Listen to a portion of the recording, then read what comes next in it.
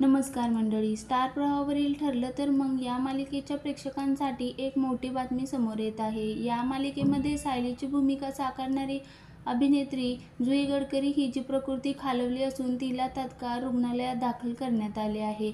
आणि याबाबतची माहिती जुईने स्वतः सोशल मीडियावरून तिच्या चाहत्यांसोबत शेअर केली आहे. नुकताच जुईने तिचा एक फोटो स्टोरीजवर शेअर केला. हा फोटो तिने हॉस्पिटलमधून शेअर केला असून सोबतच तिने तिच्या प्रकृतीची माहिती देखील दिली.